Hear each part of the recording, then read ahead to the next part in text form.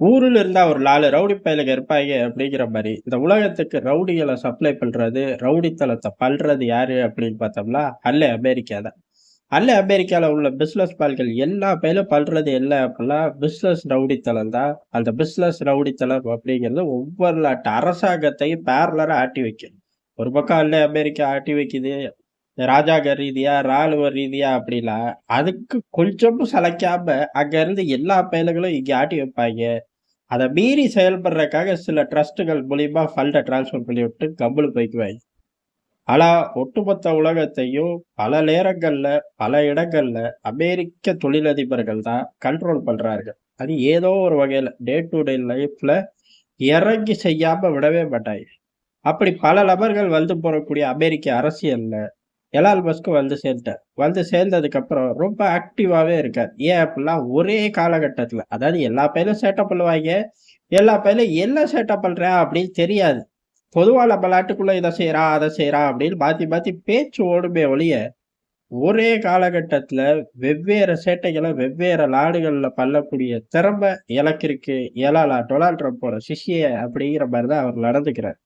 ஒரே நேரத்துல, அதாவது உக்ரைன் யுத்தத்த தலைவன் பேசாத வாயே கிடையாது. அதுக்கடுத்து பிரிட்டன்ல போய் இந்த குழந்தைகள் பாலியல் வன்கொடுமைக்கு எதிரா பேசுறாரு. பாகிஸ்தான்ல சிக்க வைக்கிறார். நல்ல விஷயம் தான் செய்யட்டும். ஜெர்மனில போராட்டமே பண்றாங்க. ஏய் இந்த பயல உள்ளயே விடக்கூடாது. இந்த பயல் நம்ம நாட்ட பத்தி பேசவே கூடாதுன்னு அரசியல்வாதிகள் போராடுறாங்க. பொதுவாவே மக்கள்கள் தான் போராட்டத்துல இறங்குவார்கள். ஜெர்மனி அரசியல்வாதிகளையே போராட வச்சுட்டான் மனுஷன். அந்த அளவுக்கு ஜெர்மனியிலே குட்டி கலவரம். அடுத்து இந்தியால கலவரம். இந்தியால என்ன பண்றாரு அப்படின்னா, இந்தியால கார் விக்க போராடுறாரு.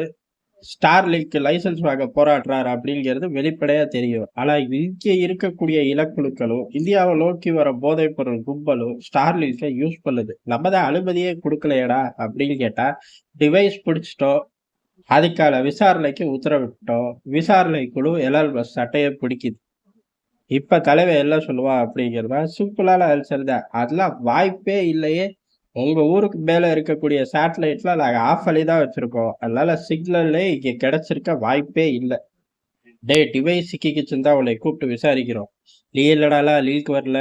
வராத அதாவது சிக்னலே வராத இடத்துலயே கடல் கடந்து மலையில வந்து வச்சு ஆப்பரேட் பண்றாங்களா அப்படின்னு கேட்டா, தெரியல பார்ப்போம் அப்படிங்கிற மாரி மலுப்பலான பதில் தான். ஆனா அரசாங்கங்கள் விடுறதாக கிடையாது.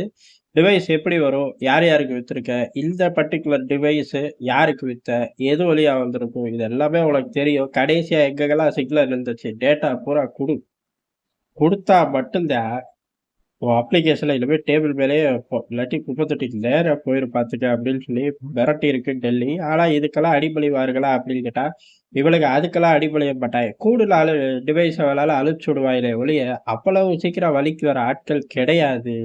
இன்னொரு விஷயத்த இங்க பார்க்க வேண்டியதா இருக்கு. இந்த டிவைஸ் இவர்களுக்கே தெரியாம வந்திருக்கும் அப்படின்னு 100% நம்ப முடியாது. என்னோட மார்க்கெட்டுக்கு உள்ள ஓப்பன் குடுக்காம இருக்கீங்க. டெஸ்லாக்கும் சரி, ஸ்டார்லிங்க்கும் சரி, கெடுபிடிகள் காட்டிக்கிட்டே இருக்கீங்க. உட்கார்ந்து பேசிக்கிட்டே இருக்கீங்க. அப்படின்னு சொல்லி ஏற்கனவே சிக்ல 2 டிவைஸ் கூட இவனுங்களே பிளான் பண்ணி வச்சிருக்கலாம்.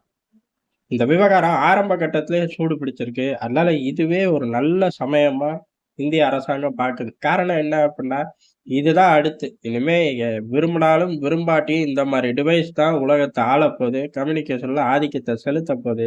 இதுல தீவிரவாதிகள் எப்படி விளையாடுவார்கள் அப்படிங்கிறத இப்ப இருந்தே ஒர்க் அவுட் பண்ணா, ஓரளவுக்கு நமக்குள்ள பாதுகாப்பு பிரச்சனைய தீர்த்தரலாம். இதுல ஃபர்ஸ்ட் ஆளா நின்னுட்டோம் அப்டின்னா, இந்த டெக்னாலஜி சார்ந்து எல்லா பேரும் ஓடுவாய்ங்க. அப்படி ஓடி வந்தாலும் நம்மள பிடிக்க முடியாது.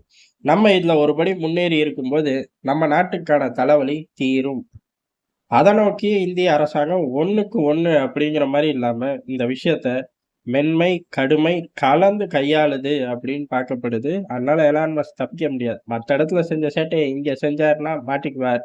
தெரியாம நடந்திருந்தா, இதுலருந்து அவர் பாடம் கத்துக்கட்டும்ங்கிறது தான் டெல்லியோட நிலைப்பாடா இருக்கு. நன்றி, வணக்கம்.